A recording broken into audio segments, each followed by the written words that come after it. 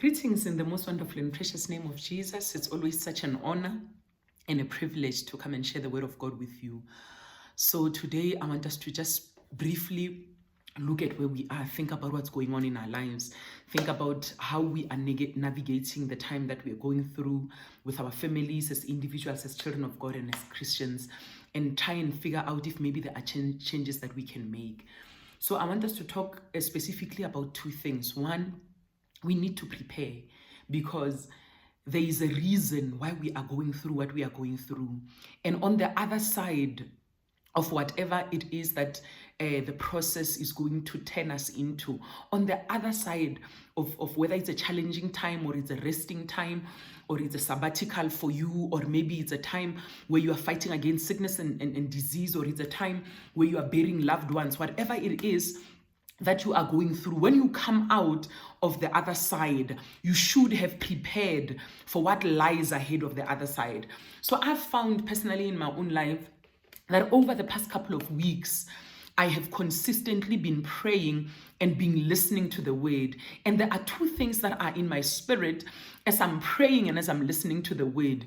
The first thing is, Mantsha, prepare.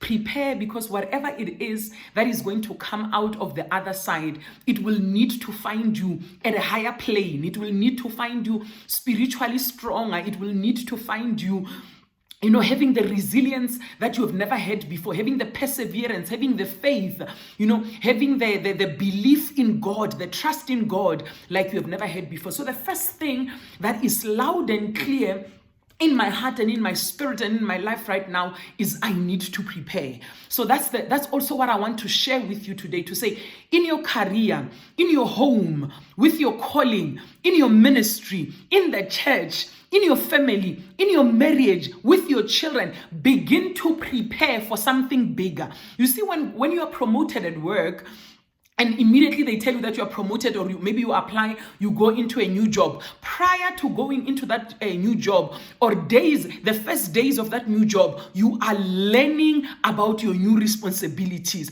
You are learning about what it takes to thrive and to survive and to do well in this organization. So even for us right now where we are going into a different dimension. We are going into a different level, and you need to prepare for where you are going to. Some of the weapons that we used to use in this previous level may not necessarily be so effective in the level that we are going to. Or maybe some of the weapons need to be sharpened. If you have an axe and you've been chopping for a long time with that axe, sometimes you just need to sit down and the trees must wait a bit while you sharpen the axe, because the work ahead is bigger than the work that you have left behind. So the one thing that I want to encourage all of us as we are going through this time is prepare. The second thing is, whatever your journey looks like, you need to take it by faith. Don't take it by complaining. Don't take it by sight. Don't take it by what you see. Take the journey by faith. Don't allow yourself to be distracted by what you see with your eyes. Fill yourself with the word of God so that you can receive by faith that which God has set for you. So the two anchor scriptures that we're going to focus on today, one is in Joshua, the other one is in Hebrews, and I would like us to start with a verse that is in Joshua, and we are going to read a couple of them. Chapter 3, Joshua chapter 3, verse 5, verse 7, verse 15 to 17. And Joshua said to the people, "Sanctify yourselves, for tomorrow God the Lord will do wonders amongst you." So we also need to do the same. We need to sanctify ourselves. We need to separate ourselves. We need to set ourselves apart as the church. I think there was a time when things were muddled. You couldn't see who the church is and who the world is. But right now, we need to be very clear that we are the church of God. We need to be very clear that we are called for this generation. Therefore, what that means is we need to set ourselves apart from worldly things and sanctify ourselves and separate ourselves so that God may begin to do these wonders that He has planned to do for our generation, to do for the world, to touch the world through us as a church that is sanctified, that is set apart. And this thing goes right through to the individual, that you as an individual sanctify yourself, set yourself apart, remove yourself from many things that have been distracting you. Begin to seek the word, the Lord in the word and prayer, in fasting and in dedication, so that you can hear what the Lord is saying you must do as an individual, as a member of the body of Christ during this significant time. And the Lord said to Joshua, "This day I will begin to exalt you in the sight of all Israel, that they may know that as I was with Moses, so I will be with you." I want us, Bazalwane, to appreciate the fact that Joshua was taking Israel through one of the greatest transitions of their lives. Moses took them out of exile and led them through the wilderness. But Joshua was going to take them out of the wilderness into the promised land. So he had this big task of taking wilderness wanderers from the wilderness into the promised land. And God is saying to him, "Joshua, I have equipped you for the task that lies ahead." God is saying to Joshua, "Joshua, you don't have to exalt yourself. You don't have to give people your business card and say, 'Guys, do you know who I am? My name is Pastor Mantsha. Do you know I was ordained a while back? Yes, I'm a woman of God.'" You don't have to do that. God is saying to Joshua, "I, God, will exalt you before all of Israel." And they don't have to start thinking about Moses, our leader. He says they will see with their own eyes that just as I was with Moses, I will be with you. You don't have to do what Moses did, but for the assignment that I have set aside for you, you are qualified, you are equipped, and I will exalt you to ensure that you can lead these people. So we find ourselves in transition. People have lost jobs, people are sick, people have buried loved ones, people have lost hope, people are in despair, and we need to tell them that the situation that the world finds itself in today does not change who God is. And we will declare, even during this time, that arise, O God, and let your enemies be scattered. We will not be shaken by what we see, because we know that God is with us, just as he was with Joshua.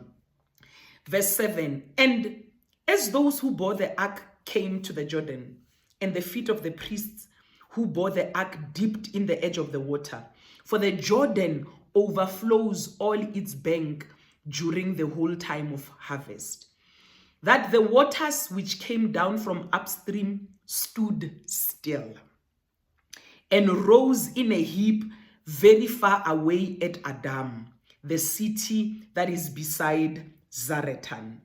So the waters that went down into the sea of the Arabah, the salt sea, failed and were cut off. And the people," this is 15 to 17, "and the people crossed over opposite Jericho. Then the priests who bore the ark of the covenant of the Lord stood firm on dry ground in the midst of the Jordan. And all Israel crossed over on dry ground until all the people had crossed completely over the Jordan." So you're sanctifying yourself, you're preparing yourself. God is telling you that tomorrow we are crossing over into the promised land. But in front of you, you see this river, this overflowing Jordan River. And when you look at it, you are asking yourself, are we going to swim through this river? Are we going to swim with the elders and with the children and with people who are tired? Well, how is God going to make this thing possible? And some of us, where we are today, you look at your ministry, it seems as if you have lost everything. You look at your business, it seems as if you will never recover. You have lost clients and they will never come back again. You look at your career, you were struggling even before the lockdown. How much more now that movement is restricted? You look at your studies, you were failing even when we were going to class. How much more now that you have to sit in front of a computer and half the time you don't even have the data to do what is required. So you are looking at this situation and you can't see how you are going to cross over. I want us to take courage from the story of the children of Israel, because they didn't know how they were going to cross, but they listened to the Lord. They walked towards the river banks when they didn't know how the river bank was going to happen. They were like, oh my God, maybe Moses had the staff before, but Joshua does not have a staff. How are we going to cross over? And the Bible says, as soon as those who were bearing the ark stepped onto the overflowing banks, the river stopped, the water stood still, and all of Israel, every single one of the children of Israel could cross over on dry land. So you are preparing, but you actually have no idea whatever it is that you are preparing for, what it is going to look like when it comes, but you trust God. You know that God will make a way where there is no way. You know that right now in my mind, when I think about it, I can't see how this thing is going to work out. But let me assure you, God already has a plan. You may not know what that plan is, but God knows what that plan is, and He will fulfill that plan. All you have to do, sanctify yourself, prepare yourself, stay in the Word, meditate on the Word, stay in the Spirit, sing songs unto the Lord, psalms and hymns of praise and worship. Declare His name in the midst of everything that you are going through. And as you declare His name, He will part the waters for you. He will not fail you. He will part the waters for you. Then, when we prepare, then we walk by faith. We don't walk by sight. We don't look at where we are. We trust God to do the impossible. So when you look at Hebrews chapter 11, from verse 8 to 10, by faith, Abraham obeyed when he was called to go out to the place which he would receive as an inheritance. And he went out, not knowing where he was going. By faith, he dwelt in the land of promise as in a foreign country, dwelling in tents with Isaac and Jacob, the heirs with him of the same promise.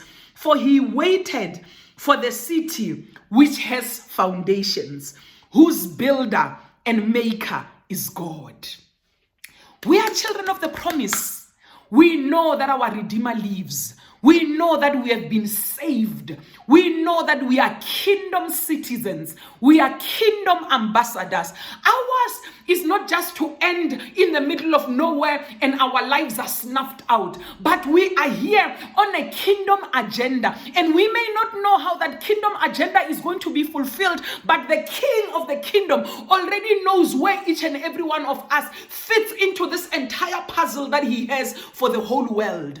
God is going to use us mightily. What you and I need to do is we need to have faith that we will arrive at that land whose builder is God, whose foundations are set by God. It may not be a land that, sometimes, when God calls you into something, you have an idea of what it is going to look like. But I want to assure you that sometimes even the ideas that we have, they come short when it comes to what God has prepared for us.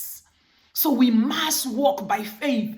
We must declare we will live and we will not die, and we will see the goodness of the Lord in the land of the living. We will declare that God, whatever promise that you have given us, it is yes and amen. We will declare that your word is like the rain and the snow. It will not return to you void. It will accomplish what you have sent it to do. We declare your word is alive. It is sharper than a double-edged sword. It is powerful. It divides bone and marrow, spirit and soul, and it is the discerner of the intentions of the hearts of men.